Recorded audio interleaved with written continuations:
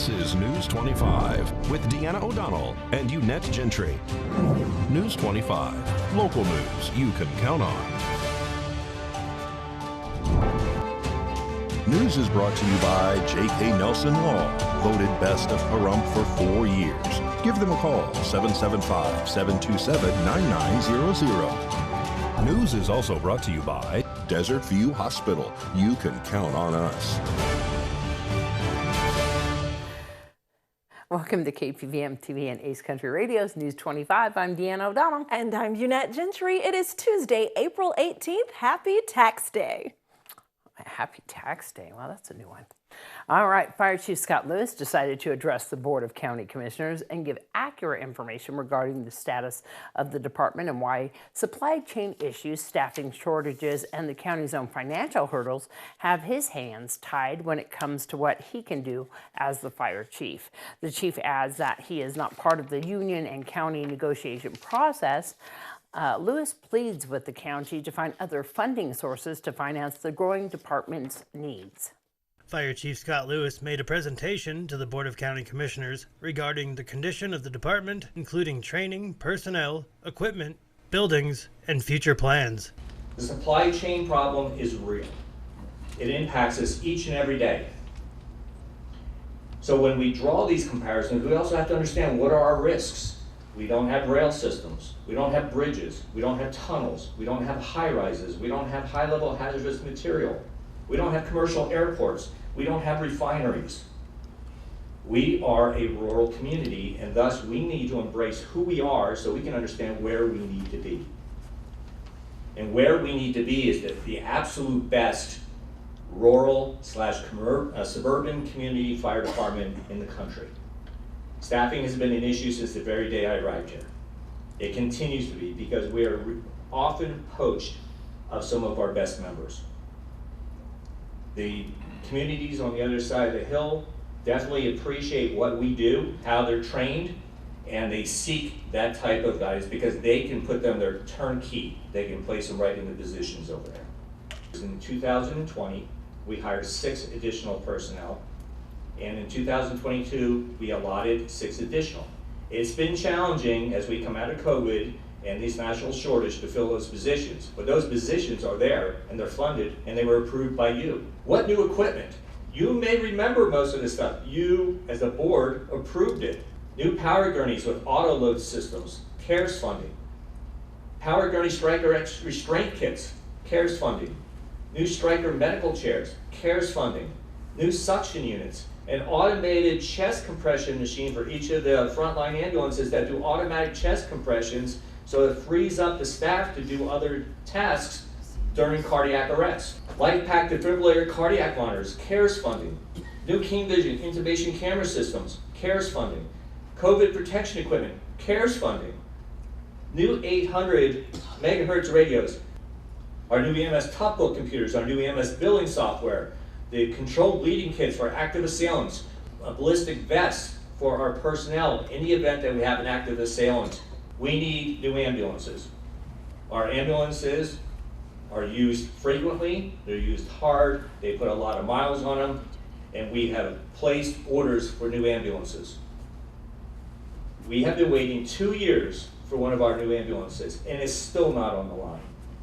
The chassis is not in for that to be accomplished.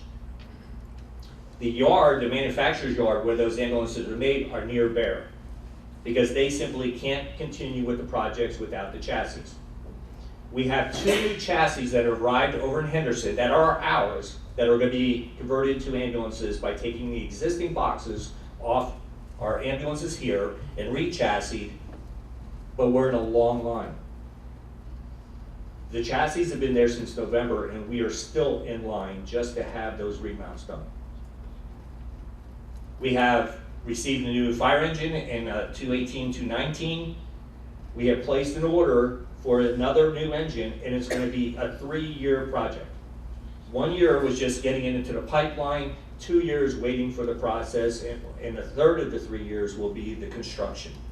It is probably one of the greatest opportunities I could ask of you to please help me do this once and for all and address the other issues. Let's continue with the PSST. Let's address impact fees. And let's get it done. And therefore, that gives the ability then to address staffing issues, operational issues, equipment, acquisitions, all those things come into alignment after that. But I need your help. In other local news, a stolen vehicle is quickly returned, thankfully, but that suspect arrested is on what he says is caffeine powder. Nye County Sheriff's Office deputies report that they have arrested a subject by the name of Brandon Reading for grand larceny of a motor vehicle under the influence of a controlled substance and resisting a public officer. Deputies with the Nye County Sheriff's Office report that Reading was arrested earlier this month for being under the influence of a controlled substance, specifically methamphetamine, and once again has been arrested for the same use of this controlled substance. According to the declaration of arrest, a female reported to Nye County Sheriff's Office deputies on April 16th. A female reported to Nye County Sheriff's Office deputies that her vehicle had reportedly been stolen by Reading. She said that she saw him take the keys and attempted to stop him, but was unsuccessful. She advised police that Brandon Reading had no permission to take that vehicle and has never been given permission to take it before. She utilized her tracking device on her 2022 white Ford Ranger and told police where they could locate that vehicle. Upon arrival, officers say that Reading was uncooperative and did not listen to deputy commands.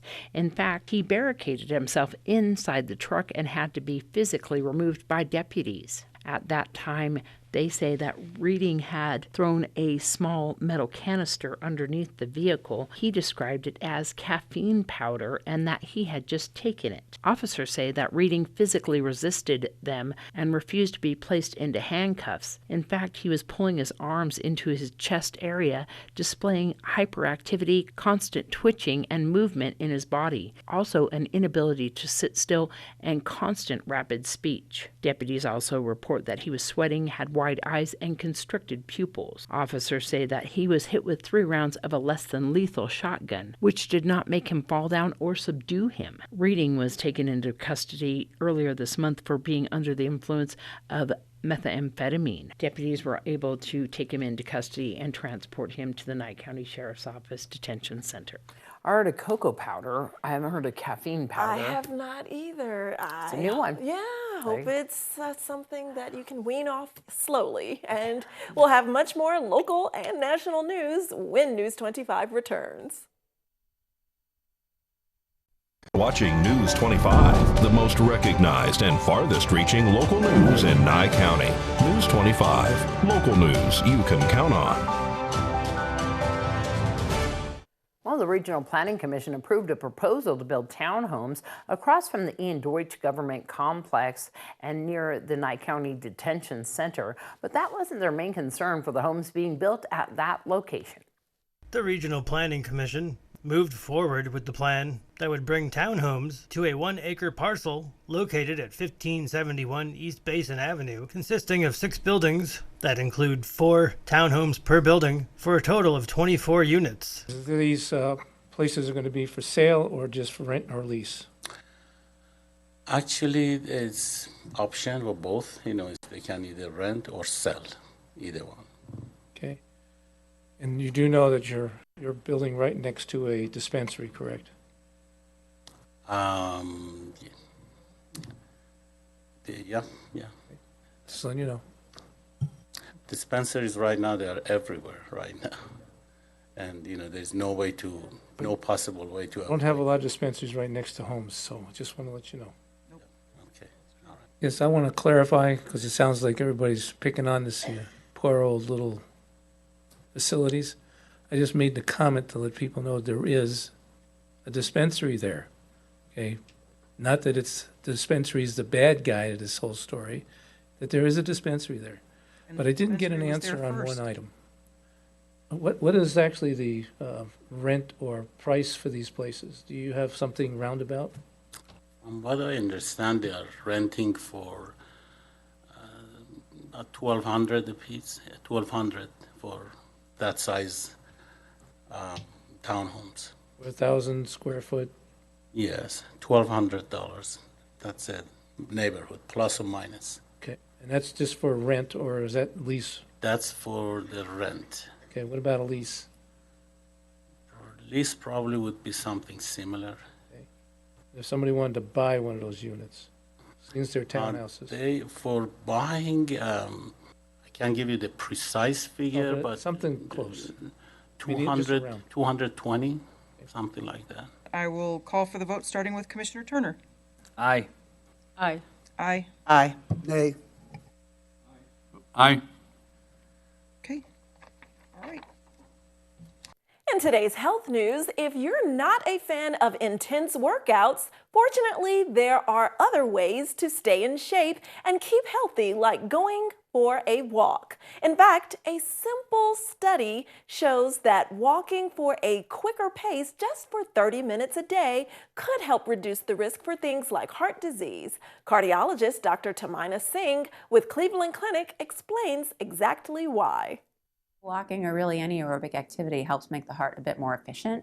So therefore, as you're improving fitness or improving your ability to tolerate a specific load, your heart actually becomes more effective with each contractility or each heart pump that it provides for that type of exercise. Dr. Singh says walking is often the easiest exercise, not to mention it can be done anywhere. So she recommends it to most of her patients. All you really need is a good pair of shoes. As far as time and distance goes, she says it depends on the person's goals. They don't necessarily have to walk at a quicker pace for 30 minutes a day in the beginning. They can work up to that level if needed, and then focus on remaining consistent. That's what's going to help lead to lifelong results and improve cardiovascular risk. She says another tip to consider is having an incentive to stay active. Walking with a buddy oftentimes helps build socialization and accountability, so oftentimes I'll recommend that. Using a pet, so if you have a dog, maybe making sure that you're the one who's going to walk your dog every day. Or if you have particular songs or podcasts that you really enjoy listening to, maybe save the ones that you really enjoy or your favorites for those walks to again provide incentive and ultimately build consistency.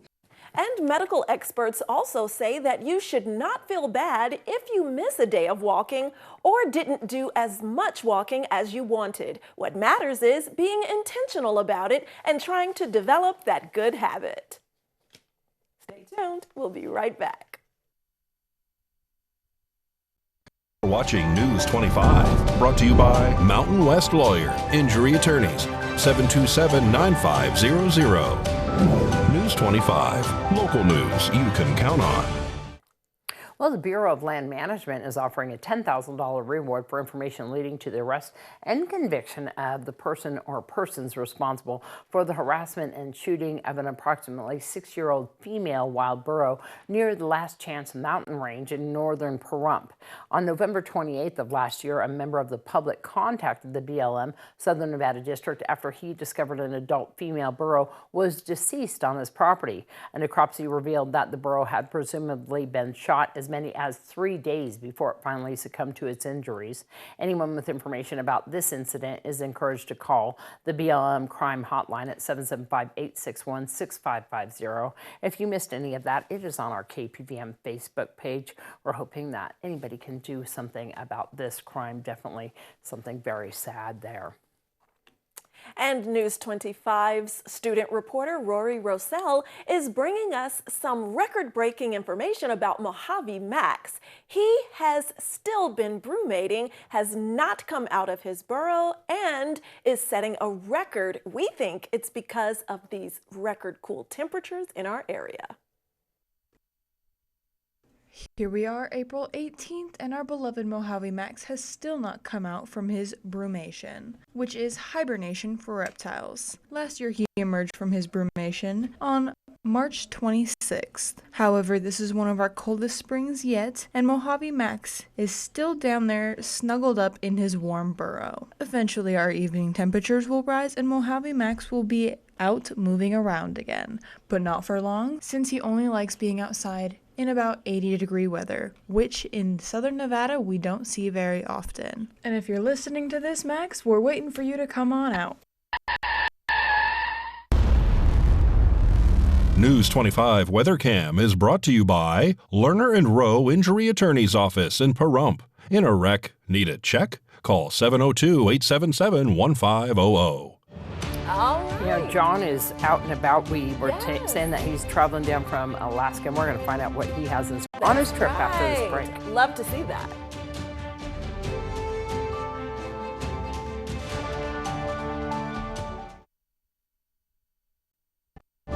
News 25 weather is brought to you by Dairy Council of Nevada. Undeniably delicious, undeniably dairy. Enjoy what's real.